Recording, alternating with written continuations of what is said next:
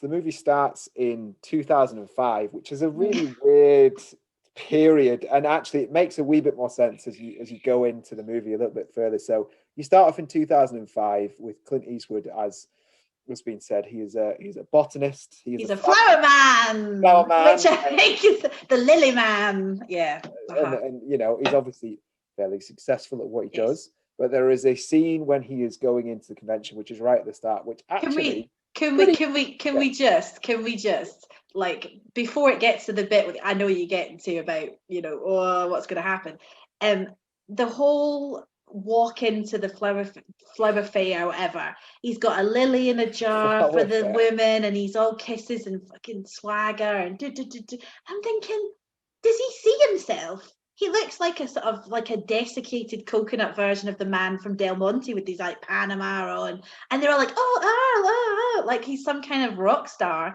which I suppose when you read the article, he kind of was in the flower man circle, but boy, they're really pushing it. As he sort of walks in like a sort of disused trouser press, sort of like shuffling in. Yeah, his cadence of walking is very much that of a man of 90. He is, so it's fair enough. No athletic spring in that step.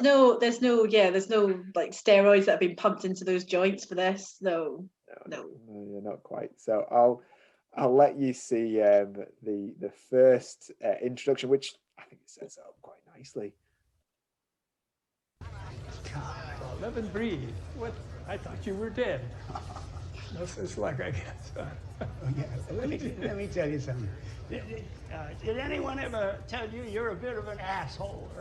All the time, even in Spanish. Yeah, okay. Oh, ladies, you're on the wrong floor. Third floor is the beauty pageant.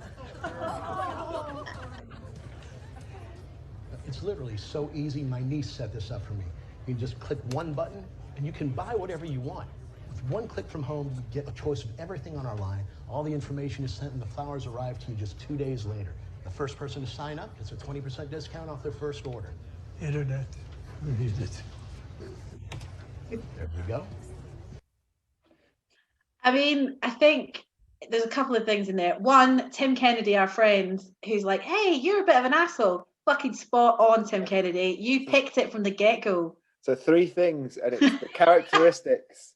So asshole, 1, ladies man, 2, and does not understand anything of technological or anything to do with texting. That's his character. That's it. You could watch that first 5 seconds and go, yep, okay, this is what it's going to be. And that's it. Exposition, you pretty much nailed it. I mean, who needs a big long backstory? You got it. That's enough. So the reason why it was set in 2005, as we go along a little bit further, is because the botanist, the flower man, his business falls on hard times. The internet gets him. It took his job via the internet. Who could have seen that coming?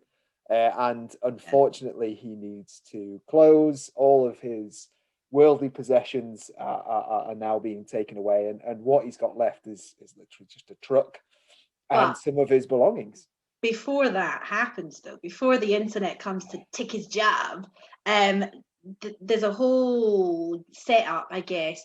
It cuts kind of randomly then after he's having this lovely time. They're all asking him, they're all grabbing for his free flowers like bloody zombies. And then he makes some very strange comment about Viagra, which seems like it's just there. And it's like, why is you don't really understand initially, why does it always go to sex for you? And then the other thing, and we will revisit this, they say something about, oh, you're just like Jimmy Stewart. You're just like James Stewart, who the actor, who the kind of everyman, you know, It's a Wonderful Life. At no point did I get you're a James Stewart everyman in this at all. So I don't know what they're on. But anyway, so then he wins a prize, which you think, oh, so it's like a big dinner afterwards, and he wins a prize, and it's a crystal decanter, woo! But the internet's going to get you, big boy.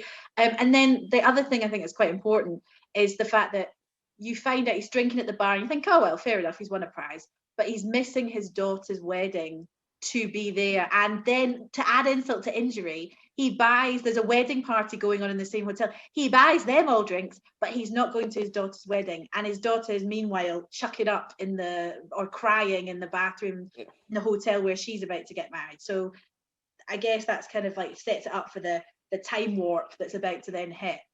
I mean, who knew that horticulture was so pressurized? It was pressurized enough for him to avoid his family, which obviously sets us up for the ending and what he does at the end of this movie. But I had no idea. I thought that flower growing in general was fairly sedate and a nice world, but clearly Cutthroat, not. baby, cutthroat. Get those Yeah, secateurs going. I mean, I think so, and that's where the kind of it starts to sort of tug at the strings of disbelief. You sort of think, if it wasn't based on a true story, you would be like, no way, this is ridiculous. But the one thing to add as well is that Diane Weist, who's one of my favourites, I love her. I just love the way that she speaks. She's the wife.